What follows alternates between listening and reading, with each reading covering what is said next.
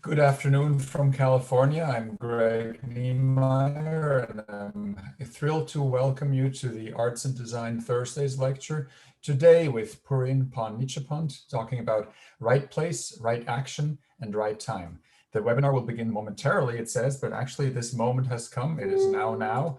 And I just wanted to remind you that if you're joining us for the first time, please use the Q&A button to present questions, and also use the chat to comment on anything going on and anything you want to follow up on.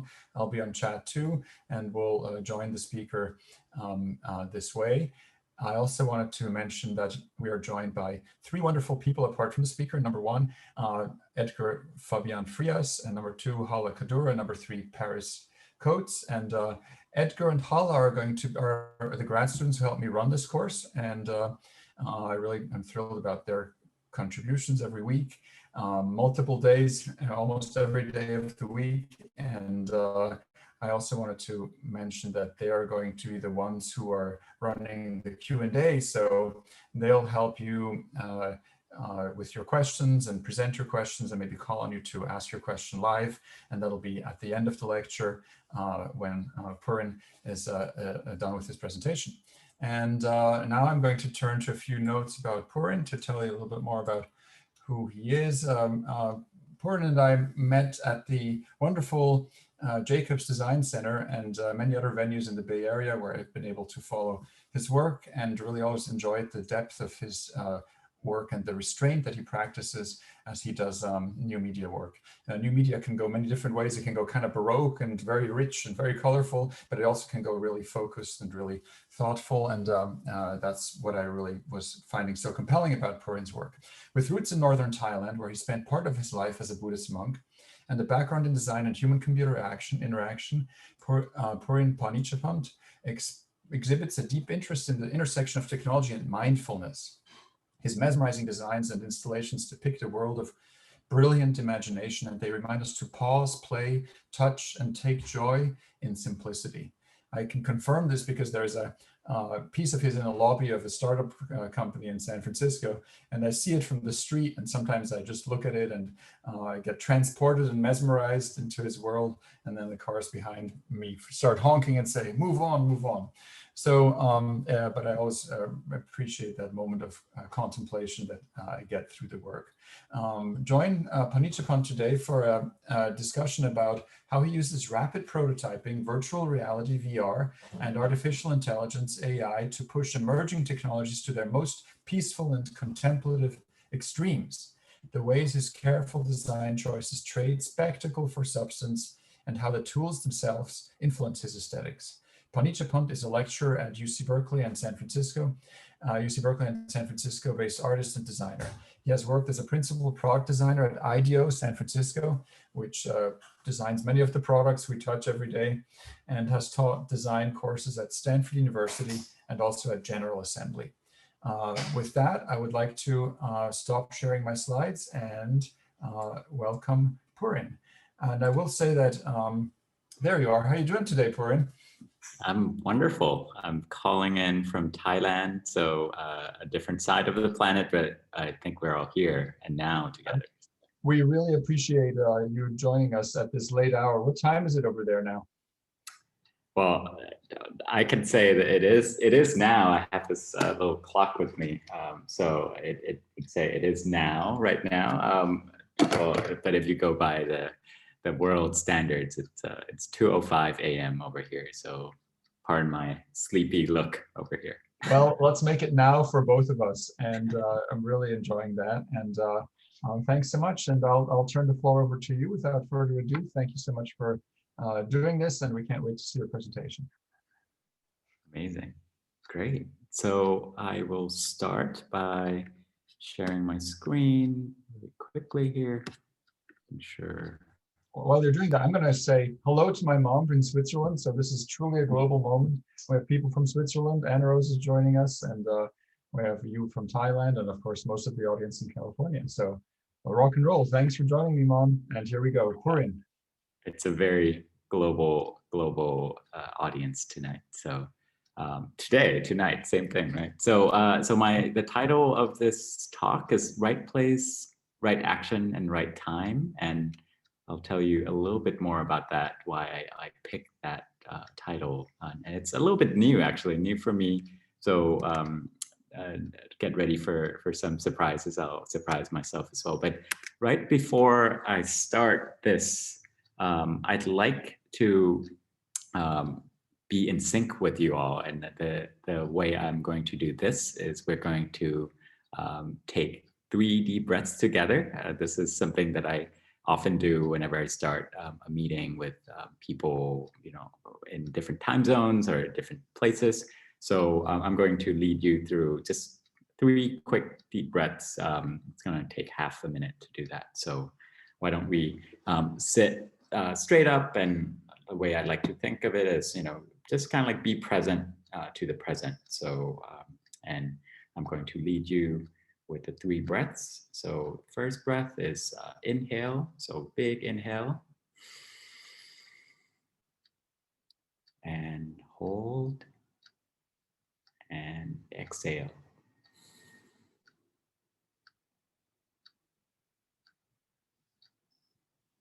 Okay, we're going to do the second one. Inhale.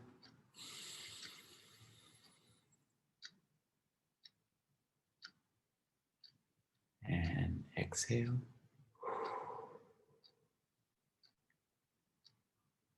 And one last one. Inhale.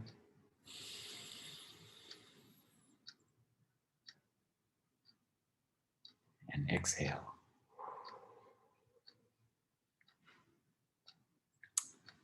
So that is a quick breathing exercise so that I'm sure we're in sync. It's quite important, I think, for us to sync our brains together. And before I move on, I just really want to express gratitude for Greg, for Berkeley Art Museum, and also for Berkeley Arts and Design for providing this opportunity. But I think moreover, with people who have joined, especially the students, I oftentimes, whenever I'm in my class in front of a lecture hall or my classroom, I often think, there must be some really important people in here, like sort of if I was to future cast into the future, maybe amongst all my students, there must be some, the next likes of Steve Jobs or Elon Musk, and it's I think I always feel this sense of gratitude to have to get to express, to get to share my stories. And I feel like a lot of my students, and including whom I'm speaking to right now, will become great thought leaders in the world. So really grateful for this opportunity to share, really. So thank you again, Greg. You're the main person responsible for me being able to give this little story sharing today. So the reason why I said, right place, right action, right time as a title today, it's a quote from Walter de Maria, who's a land artist and also kind of a conceptual artist, installation artist, whom I really admire and respect his work. So his quote was, that I discovered was, "In my life and work, I seek the right place, the right action, and the right time." And I'd like you to keep that in mind, what that means throughout this talk, because I'll be sharing a lot of the stories that sort of goes against or goes along with this particular quote. And I think by the end you realize why I picked this quote. So a little thought exercise, and I'm going to give you about 15 seconds to think about this. So if I was to say, what's your life's worst case scenario? Imagine all the bad things that could happen and all the, whatever you can imagine, sickness or all sorts of natural disasters. And so for a quick moment, ponder what's your life worst case scenario. So imagine that for a moment.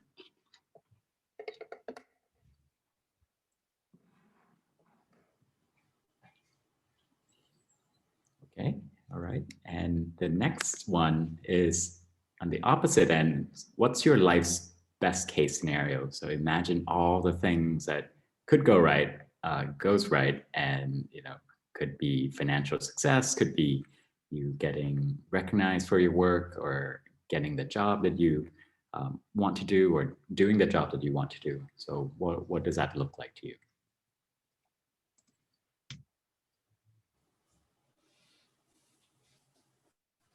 Okay, all right. So those two thought experiments are, sometimes I visit these kinds of scenarios. I think as human beings, we're really great at simulating all these scenarios, right? So in a book by Dunn and Raby called Speculative Everything, they talk a little bit about all sorts of possible futures.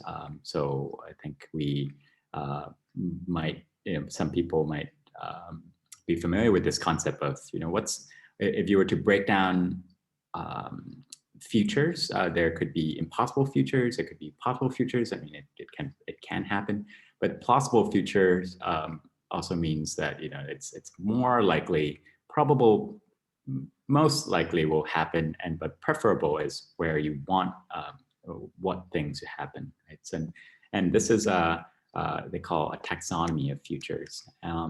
And then for myself, I tend to think a little bit about the past. The fascinating thing about human mind is that we ruminate about our past quite often. And I have kind of like a flip version of that, like the things that didn't happen, the things that could have happened, and the things that happened, which can be neutral, it can be good, and it could be bad things as well, things that have happened. But oftentimes, looking backward, you often find that bad things that have happened end up becoming lessons in your life. So they're not necessarily bad all the time. So if you look at life in this model, things that have happened are oftentimes mainly either neutral or good in general. So I think about this quite a lot, and it's going to frame my share today, because I actually have a sizable amount of work that I've completed in my life so far through various projects, both design and installation art pieces. But I like to frame them as mistakes that I've made and what I've learned from them so far.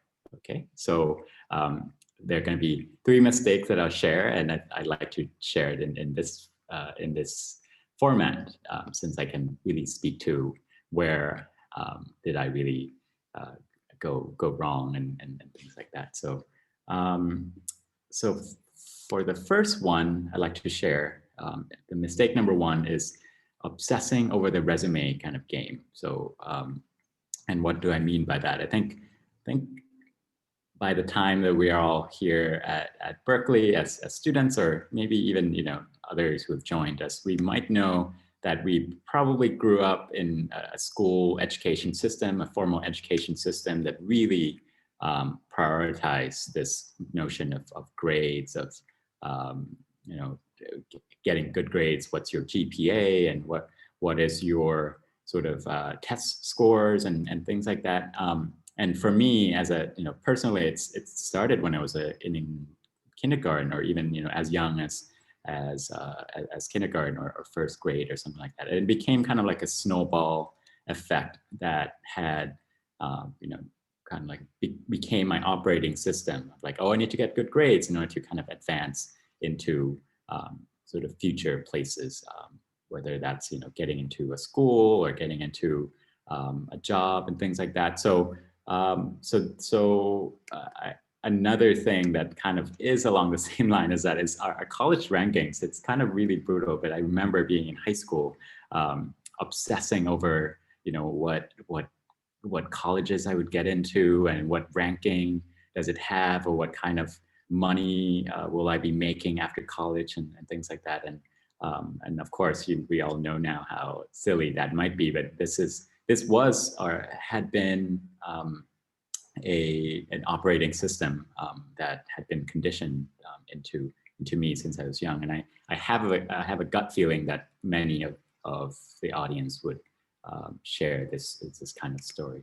So everything kind of culminated in this kind of sheet of paper that we call resumes, right? And I think I call it this resume game because it ends up being this sort of, what kind of work experience you have, what grade do you have, and what kind of activities, what can you do, and everything's kind of boiled down into this little piece of paper.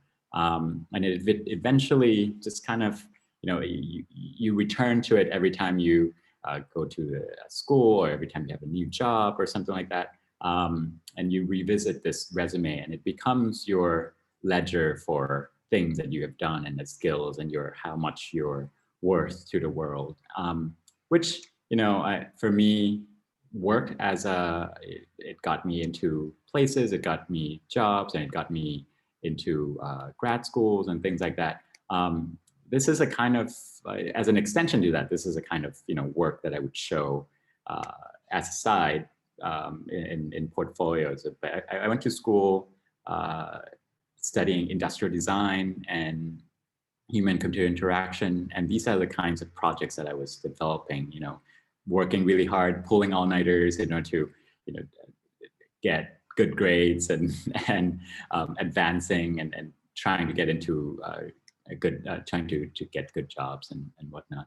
And eventually I did get a good job that was really well paid, and I went to work at Microsoft as their interaction designer, designing interfaces for Microsoft Office. But it quickly became apparent to me that that wasn't kind of like my cup of tea. And I think after a year, I said myself I needed to find something else for me. But then I took different routes and try a bunch of different things, and went back to grad school. These are the kinds of work that I would be doing along the way, by the way, so designing interfaces.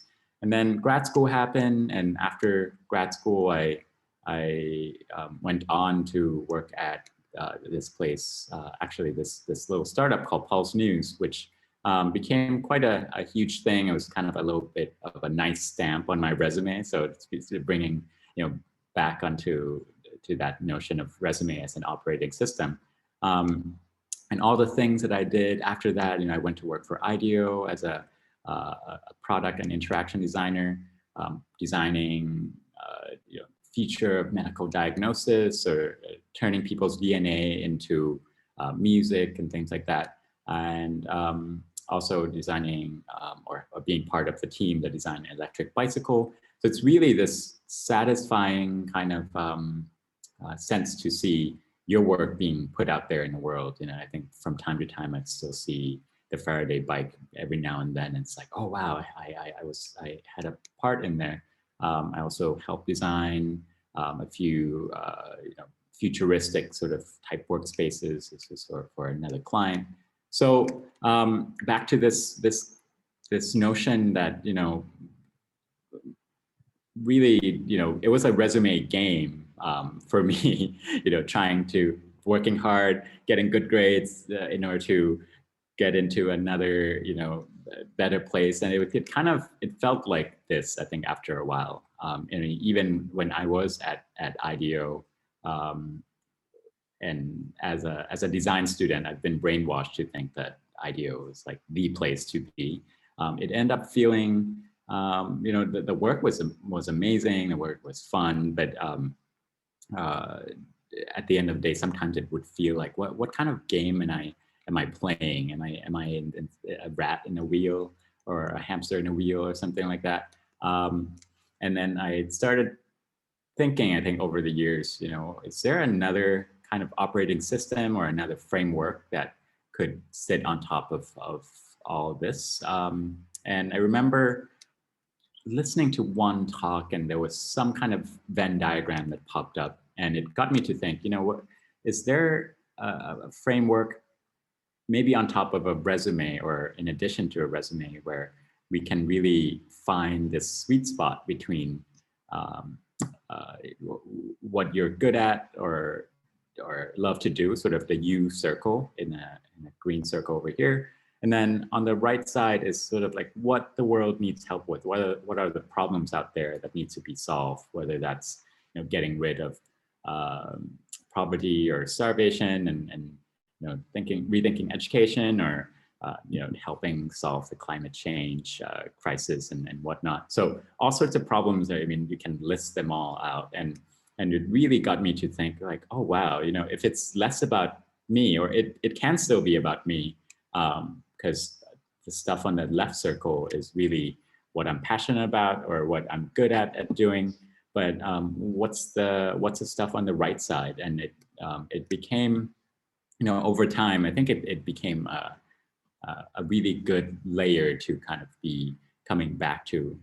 I ended up jotting down what are my superpowers, what are some of the things that I can do well that may be a little bit above average compared to others. And those are the things like making abstract tangible, or as an artist, I am good at provoking thoughts and ideas, and really being good at designing delightful experiences. And so far, the stuff on the right side of the circle has shifted from time to time, but this particular framework has really helped me sort of guide me towards having a sense of purpose, rather than just really obsessing over kind of this endless game of building resume and getting more and more and more. And it's really, very egocentric way of looking at the world. So this is a thing that I learned about how I not overcome, but made sense with that illness of obsessing over your resume. So finding the intersection between myself and the world has been something that has helped me a little bit over the years.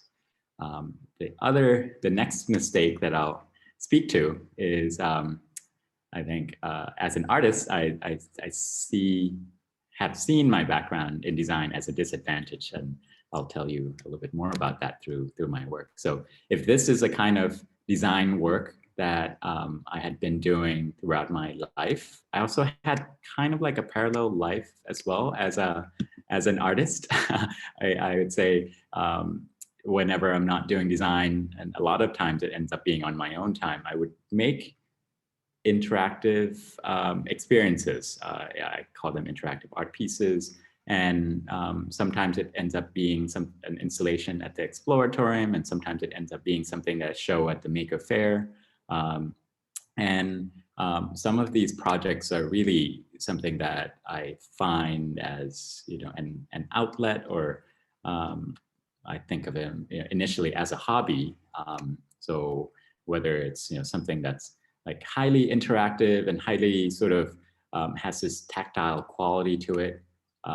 This one is a Thai food machine. So just pressing one big red button would just kind of like give you a Thai food, and talks a lot about the state of Thai food in finding Thai food in the Western world. This particular piece is called 4-Letter Word, and I would make these. I would make this actually, on my own free time when I was working at IDEO. So it's essentially something that you can come up and play with, and create your own 4-letter word. So you can think of all the obvious ones, but PLAY is also a 4-letter word here.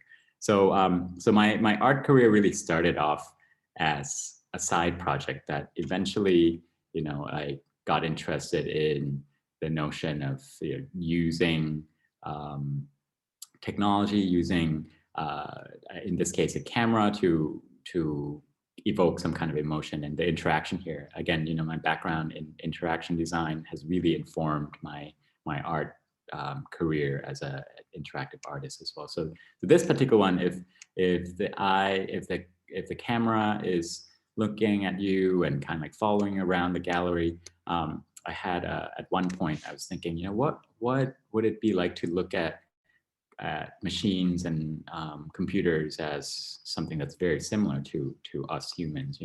If the camera speaks to is analogous to machine eyes, are microphones, or are they kind of like machine ears, or what would the machine nose be like? All these sorts of things. So I created these sculptures or pieces of design, again, a little bit difficult to call, is it art, is it design, to evoke this sense of, machines are kind of like human in a lot of ways. So whether it's a trackpad that has hair growing out of it, or a microphone that looks like a piece of ear that you're speaking into, or a smoke detector that is in the shape of a human nose, and of course the eyes looking at you, like sensors are everywhere. And I also created this particular machine. So we tend to think of computers as something, like kind of like whether it's a MacBook Pro or an IBM Watson, something that's a super smart type thing, comparable to a really smart adult, right? So what would a computer look like? What would a machine look like if it's just a baby? And what if you're trying to teach language to it, and basically you would speak into this device and it would kind of hear what you say and look up the internet what it looks like. So if you say Steve Jobs, it would try to Google what Steve Jobs is, and then bring back the image to you. So super, kind of like odd, weird sort of art object or / design object. So this is the point where I come to where I was like, wow, I kind of had a background as a designer, which a lot of times it ends up, being something that solves a problem, that responds to human needs, and might have the appeal to the mass. You might have to mass produce it. This notion of easy to use has to be, pretty apparent. But then on the other hand, on the other end of a spectrum is, an artist that I really look up to is James Turrell. His pieces are inspiring and expressive, and it also provokes all sorts of questions as well, as opposed to answers. So at that point, I was feeling like, well, my work is really straddling between the two, and I have a feeling that my pieces of design are constrained, or they're highly designed and not expressive enough. And I saw that as a disadvantage. I was like, damn, I shouldn't have had a background in design. Otherwise, I would be like a much better artist or something like that. So that was kind of like my childish logic earlier on. And I couldn't really help it but to design something. I had a difficult time being messy with my art, and even something that looks like this, or I always think about the user. I always think about the people who are going to come and engage with my art pieces. And so again, this is something that I constantly think about, and this kind of has this aesthetic of simplicity and kind of fun and playful kind of aesthetic to it as well. So it became something that I kind of wasn't so happy about the sense of direction that I was in, and for a really long time, I was doubting my own sort of art career, if it existed. So at one point, I had kind of like an inkling. I was like, what if instead of trying to be the artist, the normal artist, the kind of like the expressive artists, I call them, what if I own this background as a designer? What if this uniqueness is something that is rare, that is not quite common amongst other artists? I wouldn't say too many people have gone through a career in design, let alone interaction design or product design, and decided to become an artist. So I'm going to own it. And at one point I was doing an artist residency. I even used a design thinking process to come up with interactive art pieces. This was in Japan, so I ended up creating prototypes and interviews, and so all the things that you can think of in terms of design thinking process I included in the creation of these art pieces. So one had to do with emojis and trying to get them to tell the story around climate change, and using all the things that I am good at in design to create art pieces that are engaging and fun and interactive. And I won't explain all these, but it ends up being interactive art pieces that exist in an exhibit, which I slowly became a little bit more confident around my background as a designer turned artist. Another thing that as a designer, I was really good at, and still very good at, is collaboration, being able to work with other people from different fields, right? So I turned out I have, I'm not a computer scientist per se, but I have a ton of friends who are computer scientists, and my interest in the parallels, the similarities between computers or machines and humans have led me to this really deep interest in AI and how I can turn really difficult concepts around AI into something that is digestible by the public. So one piece that I did, building off from the piece where I was speaking into the baby computer, is a piece that uses a Google Translation API, and you'd speak into the machine, and then it translates into Thai and translates back into English using the neural network that Google provides, and it ends up being all sorts of crazy translations that doesn't really make sense. And speaks to how I think humans really need to collaborate with machines, and machines really need to collaborate with humans as well in order to get all these subtle kinks in language translation out. Something that I collaborate with another friend who used neural network to organize the looks of the font. So instead of fonts being organized by their sort of alphabetical order, could fonts be organized spatially using the computer vision in determining what fonts are similar to each other. And I also had a really bright friend who thinks a lot about the neural network and visualizing that out. When an image goes into a black box of a neural network, what does that look like before it comes out to be a prediction? And we were able to kind of use this. I helped him design visualizing this black box of what the computer is thinking inside before it translates out into a prediction and things like that. So these kinds of things become collaborations. I had a student at Berkeley, his name's Carnegie, and we also worked on a piece called Haiku, using AI to detect what you speak into, and then it completes a haiku for you, which ends up being something that's super super entertaining, and speaks to how machines and humans can collaborate in creative functions and whatnot. A lot of collaborations in AI. Again, I'm not an AI engineer.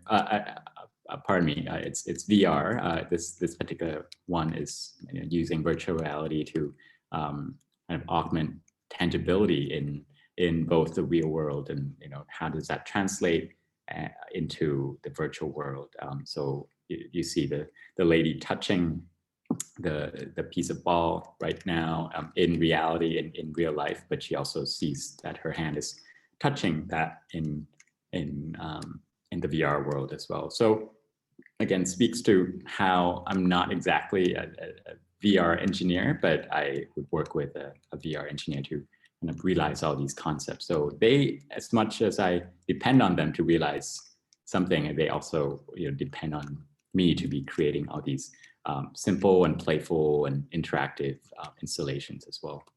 And a lot of these collaborations, I collaborate with a DJ to create all these big visuals for shows. So the collaborations don't always involve purely just technology. It also became like a kind of like a performative kind of type collaborations as well. So coming back to this mistake of seeing my background in design as a disadvantage, I to a certain degree overcame that by doubling down on my own uniqueness as a designer and as someone who cares deeply about the simplicity of interaction and making it more playful and making it more delightful when someone interacts with the pieces, and collaborating with others. I think it's like design plus computer science, design plus a musician, or design plus this and that. So I think design is positioned in a really a great spot to be collaborating with others as well. So it turns out, more and more, I still, there are some days when I'm like, man, I wish I was a straight up art major in college or something. And but then again, I would say more and more these days, I'm like, okay, I can come to terms with my background in design now. So the third mistake that I'll share with you is thinking that achievement is the same thing as success. And this one goes really deep. It's a little bit related to that resume game that I was mentioning earlier as well. So backtrack a little bit. So my interest in interactive art, there was or there is a still huge part of me that's interested in geometric patterns, or something about it that's just like really satisfying whenever I'm working on these kinds of projects. So this particular one are pattern generating cubes, and really just fun for myself. It's almost like I create these things as toys for myself. Or I had a piece where there are tiles that have particular graphic patterns on them, and people who come to the gallery would be able to create their own messages or graphics and whatnot. And at one point I was doing an artist residency in Iceland, and this is kind of like the kind of thing that I was producing. So you can really see how there is somewhat of a obsession with modular things, or things that are graphic patterns, black and white. And I was really figuring out what it's like to express these kinds of things out as interactive graphic patterns or something like that. And it kind of continues whereby I go throughout the years. So it's also in code, and my inroad into programming also was this kind of practice in creating these graphic patterns as well. So it became more and more apparent the more I make my work. This particular one is I was doing a residency at this place called Planet Labs, and they launched satellites out into the orbit, and even creating graphics for the side panel of the satellite, the CubeSat that got launched out. So at one point, and this became a little bit of a turning point in this excitement in graphic patterns, is I kind of like stumbled upon this little technique where depending on what angle that you're looking at this piece that I created, it's kind of like a 2.5 dimension piece where on one side it looks completely white, and on the other angle it looks completely black. So I got kind of excited about where this was leading, and I ended up combining it with a kind of like a tile-like obsession that I had earlier. So it ended up being this kind of black and white piece where you're looking at one side, it's completely white, and the other side being completely black. So this one says truth, and you can see how truth can be two separate things, seen from different angles. So that's kind of like something that I got excited about, and I ended up creating a lot of these pieces. I even have prototypes of these with me here in Thailand, and they end up being modules that I kind of put together and became something that's a little bit bigger, as a kind of like a wall mural, kind of like a street art piece. Right here, this is in Alamo Square, and something that really is just kind of like, it came out of just my personal interest. I just need to make this. And when you look at one side, it's completely black, and the other side being white. So it's black and white, kind of like a tongue-in-cheek with this ampersand thing. And I had a bunch of other pieces sort of throughout. But with a sense of kind of like, you know, like where's all of this going? You know, like I'm clearly I like this, and I kind of want to be doing more of this. I'm making things with my hands, which is amazing. At one point, I made this little graphic kind of explaining, you know, what's kind of like, what are my interests? I call them spheres of interest, and where am I headed?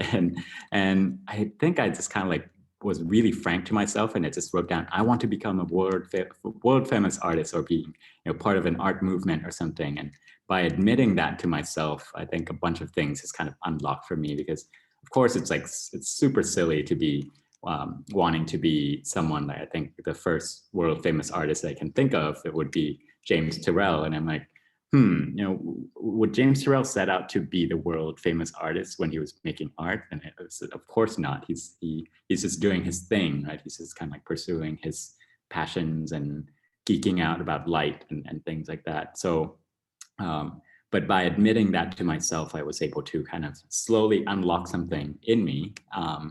And around that time, I was showing a lot of this work, and I was kind of like not sure where my art career would be headed. And I was creating this piece as well in Japan, and it is a Japanese letter that means truth. It's a letter called Shin, and it's truth in Japanese. But then again, serendipitously running into a friend who was like, "Oh, did you know that meaning behind this kanji character?" And it means you know, when the spirit kind of when the spirit dies, or when your body dies, the spirit remains, or something like that. And it's just kind of like, like really interesting stuff around spirituality, and a lot of that theme just came into my life around that time.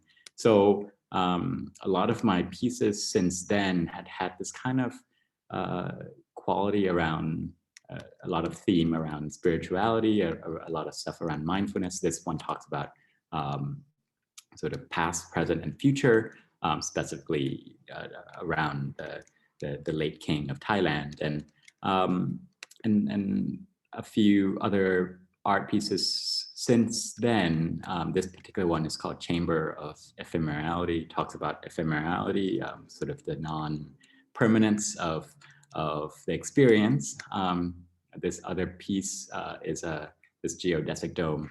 Is a collaboration between me and a neuroscientist and an astrophysicist, and talks about the infinite potential that is contained within this really, you know, what seems like a finite piece of ball or geodesic dome.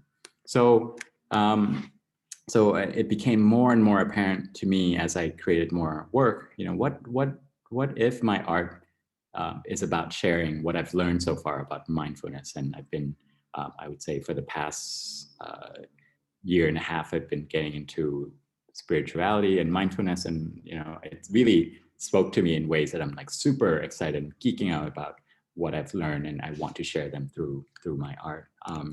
Which you know, I didn't really mention that at one point I was a Buddhist monk, and something that I had done a long time ago, but it didn't really click, or it didn't really connect the dots. It didn't really connect back then, but it's now coming all back at this point in my life. And I had a show around March, right before everything got shut down, called Present Perfect. You know, it speaks to the notion that, you know, being in the present rather than being in the past or the future, and it's just kind of like dwelling in the present. So I had a few pieces that speak about the notion of now and being here, in various kind of interpretations of those kinds of things. I even had a performance of, you know, meditating together inside a gallery, which is something that, you know, I never think I would do, but we end up sitting together inside the show and meditating together. So you know, and visual forms that really speak to this notion of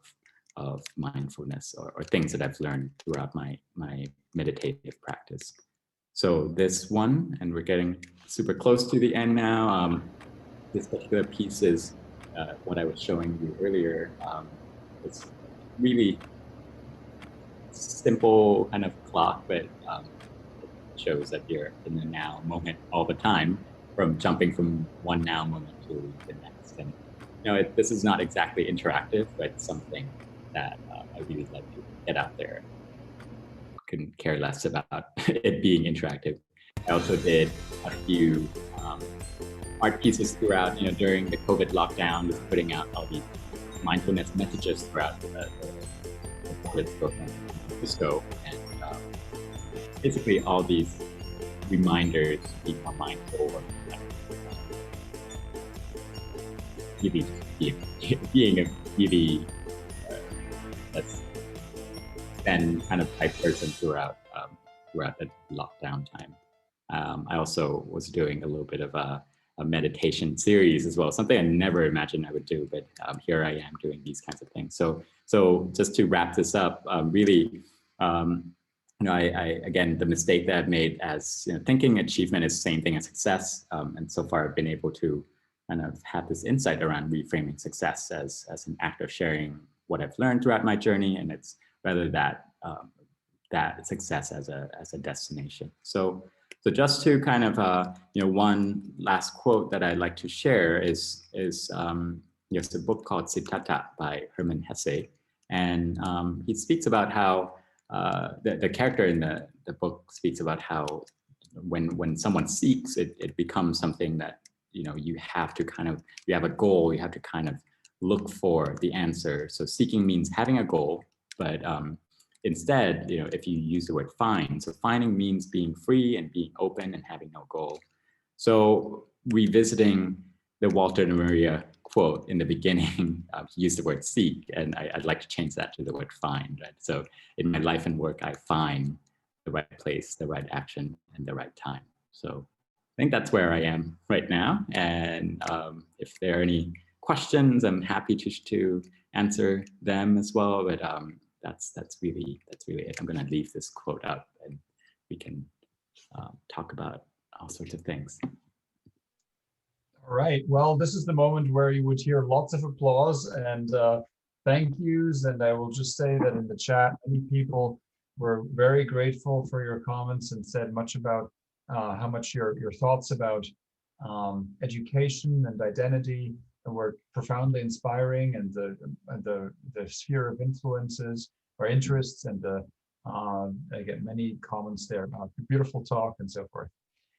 So yeah, absolutely, I agree, and I feel inspired as well, and I'm very grateful for your thoughts. And so now Hala and Edgar are going to ask the questions coming from the students, and I have one question as well, but I'm going to hold it till the end just in case there's others that want to go first. So let's start with who wants to go first? Hala wants to go first. Go for it. Thank you so much for this beautiful presentation. I felt like I was in a Zen session. And me and Edgar, for our sections, we started with a meditation practice. So thank you. So I feel it's all linked together. I'm gonna start with a question from one of our students. Her name is Julie Shaw. The question is, how do you find balance incorporating the rich, complex culture of Northern Thailand, human-computer interaction, and product design, while creating a simple and playful visual liturgical piece? Yeah, the first part, the Northern Thai part, is something that I'm investigating right now. I've been away from Thailand for so long and have been absorbing all this kind of Northern Californian culture for quite some time. And now I'm getting in touch with my roots and exploring making techniques and new ideas here as well. I think part of it was my intention to be in Thailand this year anyways, COVID or not, but it's really, yeah, I wish there was like a clear formula to share, but really it's absorbing. It's kind of being okay with spontaneously. Sometimes ideas just come out. Sometimes you can. There are certain processes that I would do to kind of to put these things out. But one of the things that I have seen work for my case is constantly putting the work out there and showing and creating the cadence of showing the work, and not really hoarding the idea or something. Actually, I have this prototype of something that I'm excited about I'm creating, and I was just, really very low fidelity creating these things that are on and off switches for reflecting self-image and speaking about the notion of self. I think in Buddhism, we have a lot of concepts around self versus no self. So I think things like that just comes, again, no formula, just letting things kind of get put into this blender that is my head and just kind of regurgitate them out. Thank you so much. Letting things flow. I'll give it to Edgar. Yeah, thank you. I really, really appreciate the way that you kind of brought your life into this conversation and really shared some of the ways that you've really learned from life, and that, I really appreciated the way that you contextualize everything, especially as someone who also is like a unique hybrid, unique person as well. So I really appreciate that. The first question I have to ask you is from students, Suraj Patel. And he says, I found your background very interesting. How did your experience as a Buddhist monk get reflected in your art and design? How did it shape your perspective on technology and its effect on us? Yeah, and I would say it only became more and more apparent the more I dive into the theme of mindfulness and how to live mindfully, or how I want to re-communicate these concepts out into the world. Like obviously we're so obsessed with these devices. I catch myself being so mindless when I'm scrolling through things or using some apps, and I even have reminders, not just time reminders, but also messages on my watch or on my phone, to be in the present and doing one thing at a time, and those kinds of things. So they are coming out. I would say, I'm creating a few new pieces right now that would really speak to the intersection between technology and mindfulness. So kind of be patient. They'll come out for sure. But the ones that have come out so far are the ones that I've shared, and even the black and white series definitely had that kind of. It speaks a little bit to the notion of perspective. I think, to quote Buddha himself, he said the correct perspective is either all perspectives or no perspective at all. So there's some hidden things in there. But in regards to technology, really, I think this is really, it's such an interesting time to be alive, to be surrounded by technology that tries to take away our attention. So, and I think you, Greg, you have Jenny Odell coming to speak at some point, and she's really amazing writer. I'm obsessed with her writing and books and things like that. So she's really going to shine some light around the notion of attention economy and things like that. Thank you. Okay, we'll take a question from the audience. Casey, are you still present with us? Casey Jung.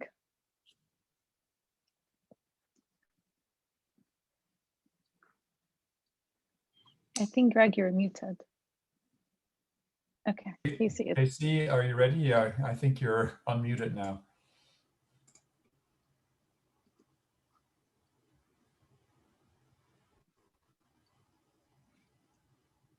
So maybe you want to just read the question for Casey? Yes, I'll do that. I have a question. Okay, so Casey, she said, I have a question regarding your collaboration with AI and VR collaborators. Do you usually have a solid idea of how the final work should look like when you start a collaboration? How do you know you are ready to propose something? Quite the opposite, actually. Whenever I collaborate, and this is one great thing about being, having a design background, is you've been trained so well to know how to collaborate with others. Being super open, I think, like when you're in a brainstorm, right? I think building on the idea of others is one big thing when we do ideation sessions, and not saying no, saying kind of like being a yes and kind of person. So whenever I collaborate, I always find myself not expecting what the outcome would be, but really letting the process lead us, and having very close to zero idea of what the piece would end up looking like. And it always ends up being a wonderful outcome whenever we establish that trust. So that's something that I really have to thank my design background and going into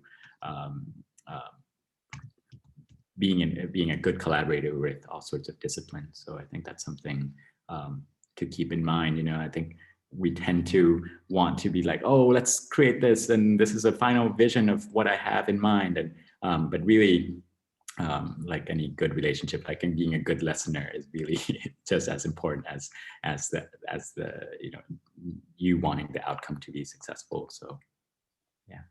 I have a follow-up question on that, if I may. Speaking of a good listener, how do you listen to your audience? I mean, if you make an interactive work, even if it's just a little pad to sit on that says here, you have to have a model of your audience, your participants. And how do you listen to them, and how do you kind of take in their feedback for the next piece? And how do you imagine them reacting to something? Because they're not always there when you make stuff, when you invent stuff, right? So you have to kind of imagine them somehow. What's that model look like?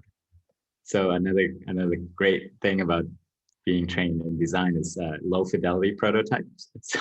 So there had been times when I would just make something with paper and tape, or things that barely work, and putting it in front of my friends or something like that, or myself, and just kind of like really work at the really low fidelity as an artist, which is, I think artists do that naturally, but it's not defined as low fidelity prototypes. And that way you're able to incorporate feedback into your design. Sometimes I do find cases where I'm surprised by the interaction with, let's say I put an art piece out there in a finished form, and I still find things that are surprising about the pieces or about the ways that people engage with them, which is really, to me, it's really a delight to still be surprised at that stage.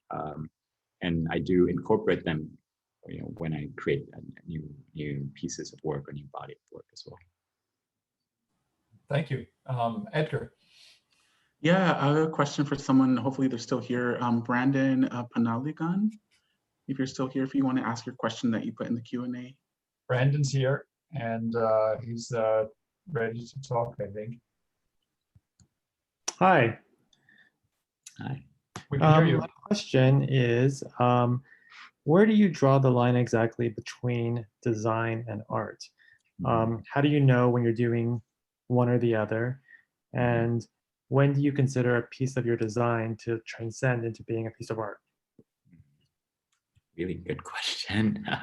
I would say design ends up being something that is more functional or client-based, or there's a problem to be solved. There's clearly this notion of user, or there's clearly this notion of what the design is trying to accomplish. And art, I would say, instead of provoking or representing the answer, it represents a set of questions that come with the piece, right? So I think that's how I tend to think of art versus design. It's not always that case, but it's a slightly blurry line. But when does the design transcend into a piece of art? I think we see a lot of these examples in many pieces of design these days. I mean, one can even say that the gadgets we have are so beautifully designed. If you look into the engineering of it, it's like really